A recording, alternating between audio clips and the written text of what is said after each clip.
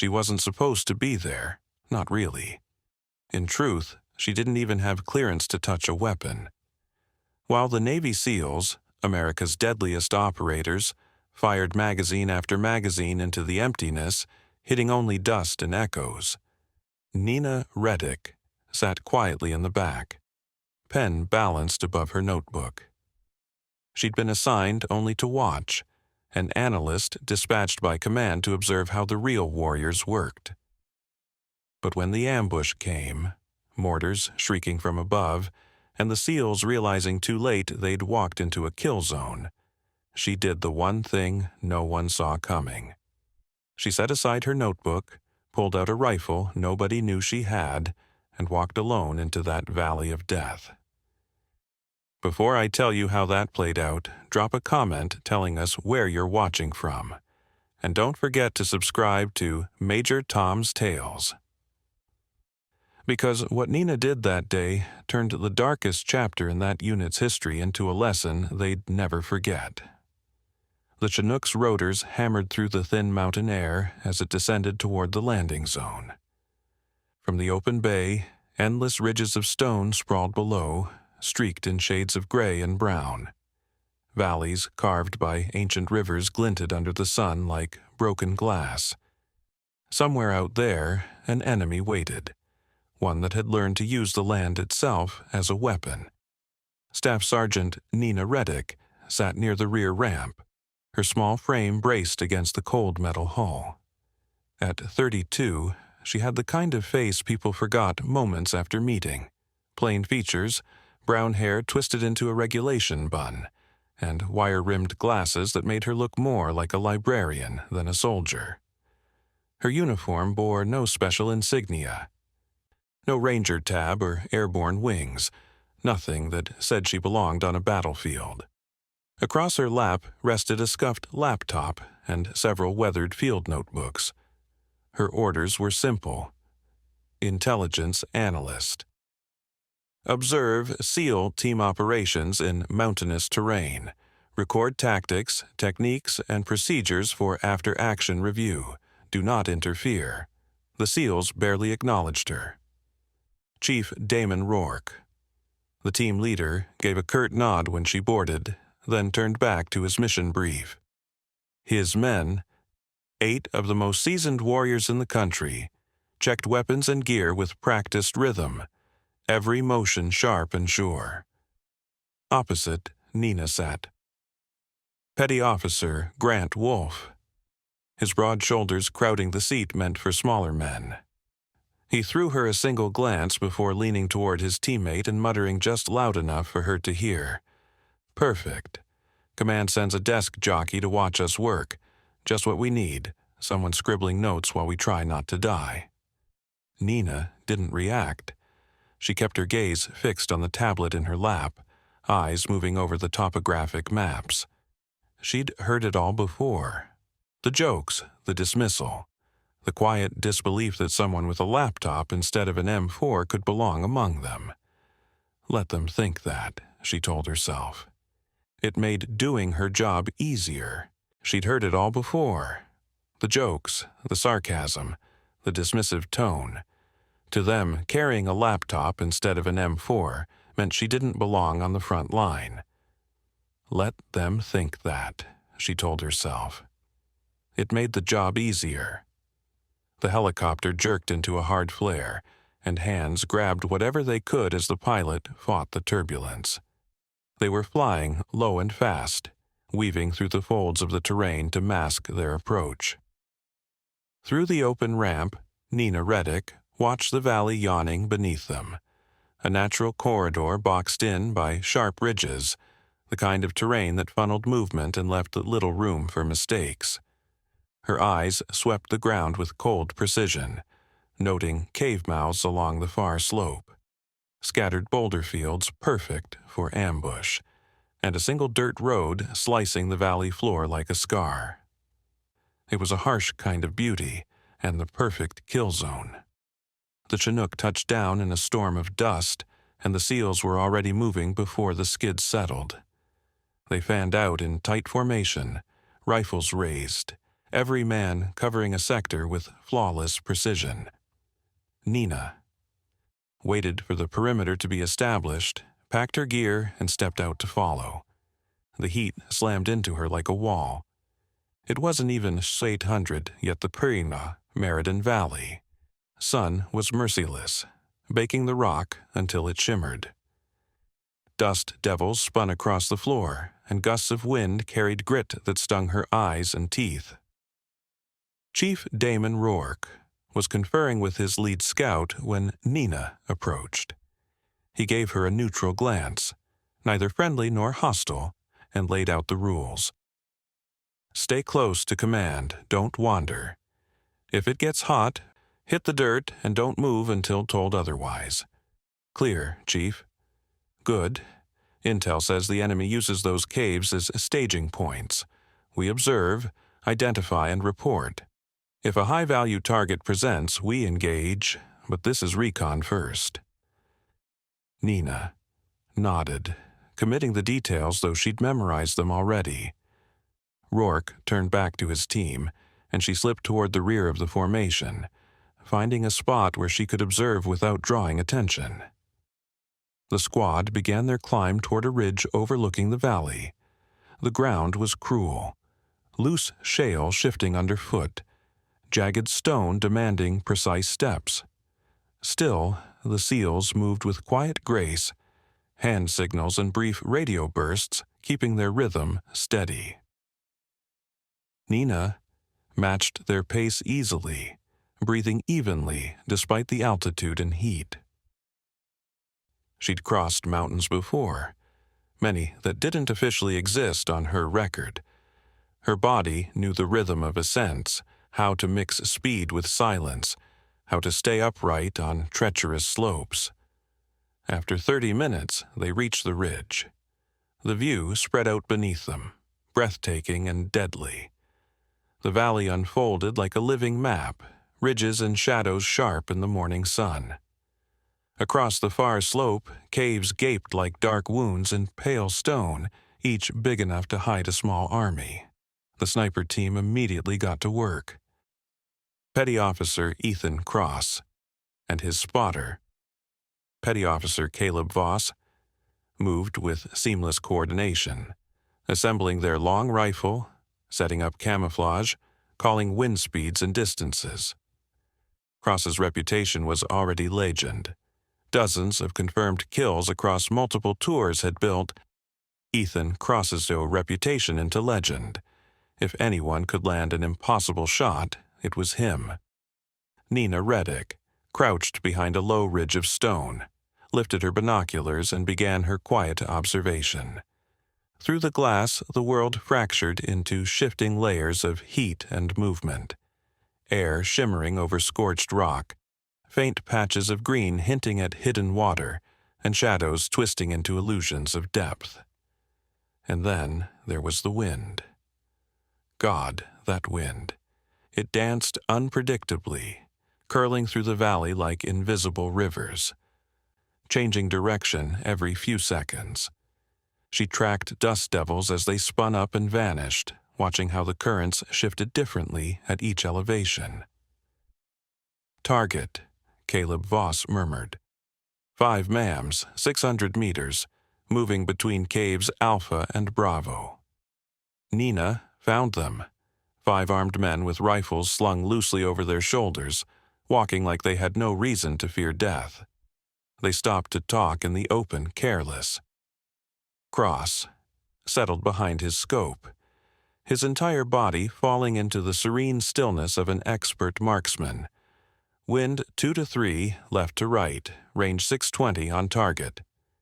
His finger eased back on the trigger. The suppressed crack of his .300 Winchester Magnum echoed across the valley. Downrange, a puff of dust jumped 3 feet short. Missed low, Voss called, startled. Come up. Come right. Cross adjusted, fired again. The second shot sparked harmlessly off a stone 5 feet to the left. The fighters instantly ducked and melted into the caves like smoke.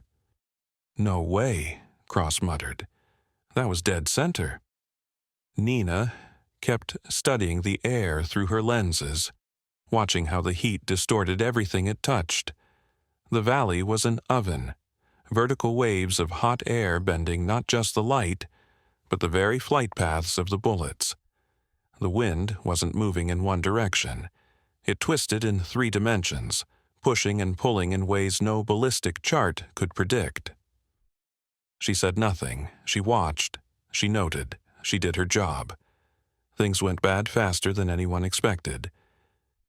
After Cross's misses, Chief Damon Rourke ordered a second sniper element to reposition 200 meters north along the ridge, hoping a new angle would change the outcome. Petty Officer Nora Keene and her spotter set up quickly. Below, more enemy fighters appeared, emboldened by the failed shots and growing bolder. Some even stopped to stare up toward the ridge, daring the Americans to try again. It was an open challenge. Shoot at us. Waste your ammo. Show us where you're hiding. Keene fired first. Her round struck high, shattering rock above the targets. Cross fired again, his bullet sailing low and wide. "This is impossible," Voss snapped, frustration cracking his professional calm. "We're doing the math right. Everything checks out, but it's like we're firing through water." "Because you are," Nina thought. Thermal water made of heat and air, physics they never teach in sniper school. Rourke crawled to Cross's position, concern etched on his face. "Talk to me. What's happening?" "The wind," Cross said tightly. "Chief, it's shifting every shot, totally inconsistent." The thermals were creating violent updrafts and downdrafts, swirling the air like invisible whirlpools.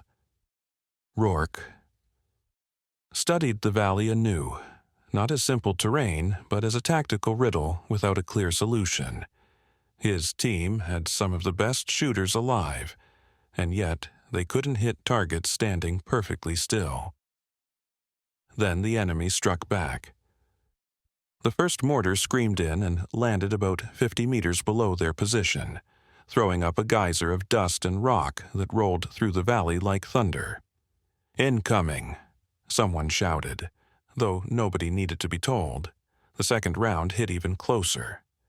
The third round came down near enough that shrapnel sang past them, and Petty Officer Rico Alvarez howled as fragments tore into his left arm. "They're bracketing us." Petty Officer Grant Wolf Kayakak yelled, already dragging Alvarez into cover. "We need to move."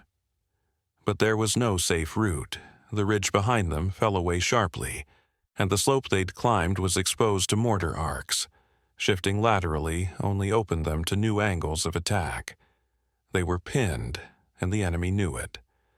Small arms fire began snapping across their position, rounds cracking overhead and sparking off stone, forcing everyone down into whatever cover they could find.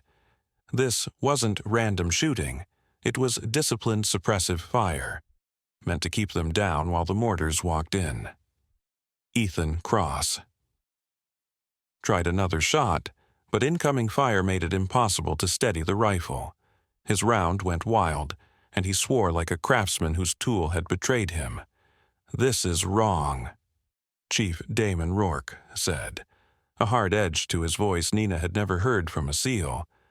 "Feels like an ambush, like they were waiting for us." Because they were, she thought, watching the pattern of fire like a rehearsed choreography. They'd trained for this play, how to counter American Overwatch, how to weaponize terrain, how to turn our strengths back on us. Another mortar slammed in, the blast wave hit like a solid hand. Caleb Voss went down with shrapnel in his leg while Corman scrambled toward him. "We're taking casualties," Rourke reported over the radio. "Request immediate air support. We are combat ineffective and pinned down." The radio answered. "Air support 18 minutes out." Could they hold that long? 18 minutes stretched to 18 hours in their minds. Enemy fire intensified. More fighters poured from the cave complex, moving with the confidence of people who knew they had their opponents exactly where they wanted them. Through her binoculars, Nina cataloged details even as the men around her fought for their lives. She saw the 3 interlocking positions, each covering the other, laying down a crossfire that made any movement suicidal. She watched the mortar team adjust aim with the precision of forward observers calling corrections. She picked out the commander hanging back, directing with hand signals, and traced the invisible thermal rivers in the valley that were defeating every American attempt to return effective fire. If it kept up, people were going to die, likely more than one. The corpsman was already treating a second casualty, and ammo counters were dipping to worrying levels. Nina set her binoculars down with the careful precision of someone finally forcing a choice she'd been avoiding.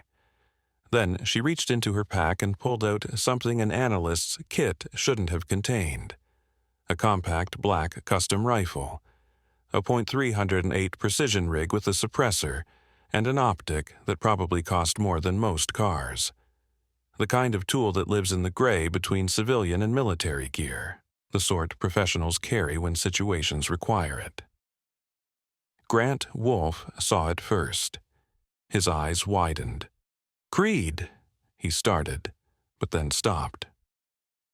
Nina was already moving, crawling to a position at the ridge's edge where rock above gave cover, and the slope below offered a clear field of fire. Rourke crawled after her, confusion and anger written all over his face. "Reddick, stand down. You're an analyst, not a shooter."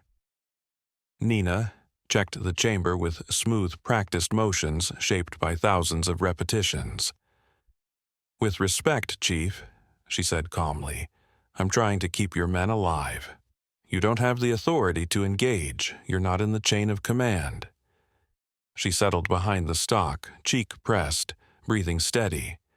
"Not in your chain of command," she replied evenly. "That's correct," Rourke said, but something in her voice made him pause. It wasn't arrogance, it wasn't defiance, it was quiet certainty, the tone of someone who'd done this before and knew exactly what would follow. She wasn't breaking orders, she was slipping back into muscle memory. Through her scope, the valley rearranged itself. She didn't just see terrain or enemy positions, she read the air. The heat shimmer bent the background. Dust swirled in telltale patterns, and she tracked which patches stayed still and which distorted with thermal drift. A gust of wind brushed her face. She felt its rhythm, counted the seconds, and waited for the stillness that always followed. When it came, she squeezed the trigger. The suppressed crack barely rose above the gunfire. 450 meters out, the enemy spotter calling mortar corrections jerked forward and didn't move again. Grant Wolfe, looking through his own scope, froze. Holy, did she just... Nina was already adjusting for the next shot. She'd spotted a machine gunner setting up in a cave mouth, preparing to pin the seals while the mortars kept pounding. He thought the shadows hid him. He was wrong. Her second round caught him before he could pull the trigger. The weapon clattered to the stone as his hands went limp. Caleb Voss, bleeding from his leg but still scanning through his optics, murmured, "2 for 2, center mass, at ranges where we can't hit a damn thing." Chief Damon Rourke stared at her as if she'd just grown wings. "Who the hell are you?" She didn't answer. She couldn't. Not while she was in that place, the one where thought fades and instinct takes over. Where years of training and raw talent fuse into something that looks like magic but is pure, refined skill. Her third shot dropped a fighter flanking the left side. The fourth took out an RPG team preparing to bracket the seals. The fifth, another mortar spotter farther back, went down before he ever realized he'd been seen. Each shot was deliberate, precise, final, while the others battled a terrain that defied their training. Nina read the valley like a textbook, compensating for every current, every mirage, timing her fire for the rare seconds when the air stood still. Enemy fire began to fade, not because they were retreating, but because their key players were vanishing one by one under her perfectly placed bullets. The ambush started to crumble as leaders and specialists dropped out of the fight. "She's shooting ghosts," Ethan Crossius whispered, watching as Nina fired through heat, shimmer, and smoke, striking a fighter invisible from their vantage point. "That's impossible." Farther down the ridge, Nora Keene had stopped shooting altogether, just watching in stunned silence, trying to comprehend how someone was making shots that defied everything they knew about ballistics. Then the enemy commander lifted his radio, a glint of metal flashing in the shadows, and that was all. Nina needed. The bullet flew nearly 600 meters through distorted air that had ruined every shot that morning, and still hit home. Without central command, the ambush collapsed. Fighters who had been moving with disciplined precision now panicked, breaking formation, exposing themselves, turning from threats into targets. "They're breaking," Rourke breathed, disbelief edging his voice. "She's breaking them." The once relentless gunfire dwindled to scattered bursts. The mortars went silent. For the first time since the fight began, the SEALs could breathe without expecting death in the next heartbeat. Nina lowered her rifle, scanning the valley for movement. Nothing. She clicked the safety on, placed the weapon beside her, calm and methodical, as if she'd just finished a range drill. Rourke crawled up beside her, torn between awe and confusion. "Reddick, Staff Sergeant Reddick, I need you to explain what the hell just happened." She pulled a small notebook from her pocket, real paper, real ink, and began jotting. "Multiple enemy KIA. Ambush broken. Recommend immediate exfil before regroup." "That's not what I meant," Rourke said sharply, though without anger. "And you know it. Who taught you to shoot like that? What unit were you with?" Rourke asked, still trying to make sense of what he'd just seen. Nina Reddick met his eyes, and in that single look, he saw something that shattered every assumption he'd made about the quiet analyst with the laptop. There was a coldness there, not cruelty, but focus. A sharp, disciplined precision born from years of training. Something lethal. "Analyst," she said simply, "just like my orders state." Rourke exhaled, shaking his head slowly. "I've worked with Delta. I've worked with ISA. I've worked with units that don't even have names. What you just did..." He gestured helplessly toward the silent valley, still baking under the sun. "That wasn't luck. That was world-class precision under conditions that ruined our best shooters." Nina thought for a moment, then calmly returned to her notes. "Your men performed well, Chief. They adapted. That's what matters. My men were getting torn apart until you..." "Your men kept fighting," she interrupted softly. "They didn't panic. They held the line under fire. That's worth more than marksmanship." The steady thumping of rotors cut through the conversation. The QRF bird was inbound. Someone at HQ must have realized how bad things had gotten. As the helicopter dropped toward the ridge, Nina began packing up her gear with mechanical precision. Laptop stowed, notes sealed, the custom rifle broken down into a black case that could have passed for camera equipment. Grant Wolfe, his arm wrapped in a fresh field dressing, approached her. He held out a spent brass casing, the one ejected from her rifle in the middle of the fight. "You should keep this," he said, "a souvenir." She gave him a faint smile, the first Rourke had seen all day. "You keep it," she replied, a reminder that sometimes the person you overlook is the one who saves your life. The after-action report that followed was a masterpiece of creative fiction.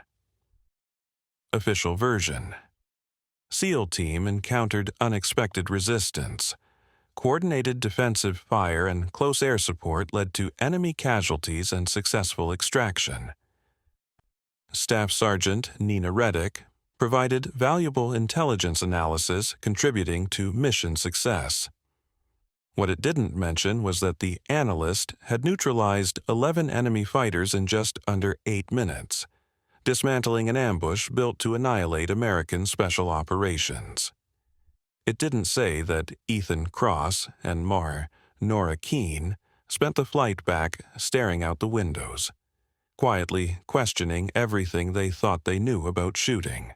Nor did it mention that Chief Damon Rourke demanded answers from command about the kind of analyst they'd attached to his team, only to learn that Staff Sergeant Nina Reddick's full record was buried under clearance levels far above his own. Back at base, Nina filed her report, sat through the debrief, and answered every question with the polished calm of someone long practiced at hiding the truth. The SEALs performed effectively under difficult conditions, she told the reviewing intelligence officer. Thermal distortion caused unexpected ballistic interference. Recommend future training on firing through variable currents. "And your own actions?" he asked. "Provided overwatch and defensive fire as needed. Standard procedure when an element is under attack." He glanced at her file. "Your record says your signals intelligence. It doesn't mention sniper training." Her expression didn't change. "My record says what it needs to say." The officer studied her a long moment before closing the folder. "You're being reassigned, effective immediately. Orders will arrive by courier." She only nodded. That was how it always worked. You showed up where you were needed, did the job no one would ever acknowledge, and disappeared back into the fog of paperwork that kept ghosts like her invisible. The military was efficient at erasing people, enemies or its own. That evening, she found Rourke standing by the perimeter fence, staring out toward the mountains where they'd nearly died. "You're leaving," he said without turning. It wasn't a question. "New assignment." "Can't say. Can't or won't. Both." He was quiet for a long moment. "My men are alive because of you. Cross is alive. Voss, Wolf, all of them. They'll never forget that. But they won't ever know the whole story, will they?" Rourke said. Nina gave a small, almost private, smile. "The whole story is exactly what the report says. Your team hit resistance, fought through it, and came home. That's what matters," he pressed. "And the woman who shot like she'd been doing it for 20 years, the analyst with a rifle that technically doesn't exist?" Her half-smile deepened. "Sometimes the best analysts are the ones who've spent time in the field. It helps them read what the data actually means." Rourke let out a dry laugh. "Is that your line? Fits the narrative." He turned to face her fully. "I've worked with Delta. I've worked with ISO. I've worked with people whose units don't even have names. What you did back there," he gestured helplessly at the valley, quiet under the sun, "wasn't luck. That was world-class precision in conditions that wrecked our best shooters." Nina considered him a moment, then went back to her notes. "Your men performed well, Chief. They adapted. That's what counts."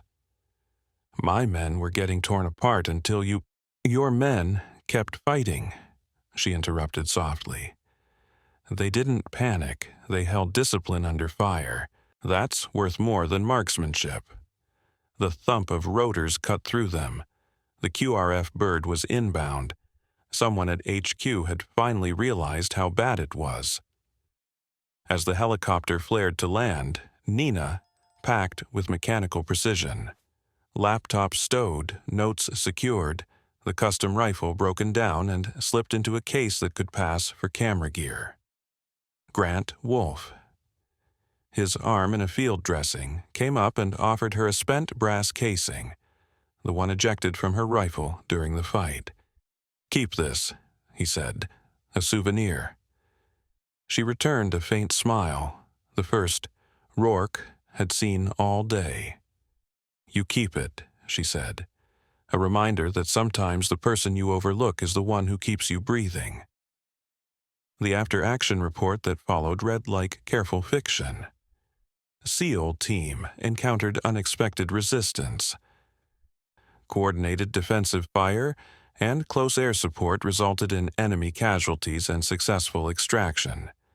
Staff Sergeant Nina Reddick provided valuable intelligence analysis, contributing to mission success. What it left out was that the analyst had taken 11 enemy fighters in roughly 8 minutes, tearing apart an ambush set to wipe them out. It didn't mention how Ethan Cross and Nora Keene spent the flight back staring out the windows, quietly rethinking everything they knew. It didn't say Rourke had demanded answers from command only to find Nina Reddick's full record gated by clearance levels far above his. Back at base, she filed observations, sat through the debrief, and answered each question with the bureaucratic calm of someone who'd learned to bury explanations. "The SEALs performed effectively under difficult conditions," she told the intelligence officer. "Thermal distortion in the valley caused unanticipated ballistic issues. Recommend training on firing through variable thermal currents." "And your actions?" he asked. "Provided overwatch and defensive fire as needed. Standard response when an element is under attack," she replied. He scanned her file. "It says signals intelligence, no sniper training." Her face didn't change. "My record says what it needs to say." He studied her, then closed the folder. "You're being reassigned, effective immediately. Orders will arrive by courier." She nodded. This was how it worked. Show up where needed, do the job nobody's meant to know about, then fade back into the fog of paperwork that keeps ghosts invisible. The military was efficient at erasing people, enemies and their own. That evening, Rourke stood at the perimeter fence, staring into the mountains they'd nearly died in. "You're leaving," he said without turning. "Not a question." "New assignment?" "Can't say." "Can't or won't?" "Both," he finally said, quiet for a long beat. He never said her name. He didn't have to. He ended the story the same way every time. The person who looks least dangerous might just be the most dangerous one in the room. Ethan Cross. Never used her name, didn't even know if he was allowed to, but he always repeated that line. The one you underestimate is usually the one who saves you. Never forget that. Caleb Voss. Kept a photo from that mission in the Meriden Valley. You couldn't actually see Nina Reddick in it. She was always just out of frame or turning away whenever a camera came out. Still, he swore you could see her shadow in one corner. He kept it as a reminder that some guardian angels wear combat boots and carry rifles instead of wings. Nora Keene. Eventually became an instructor, training the next generation of SEAL snipers. Her curriculum included an entire section on environmental shooting, thermal distortion, unpredictable winds, and every invisible quirk that could twist a bullet's path. When new recruits asked where she'd learned all that, she'd smile and say, "From someone who was better than I'll ever be." And somewhere far away, under another sky in another war zone, An analyst sat quietly at the back of a briefing room, laptop open, notebook stacked, listening as operators planned their next mission. She asked the kind of questions that made even the most seasoned soldiers pause and reconsider.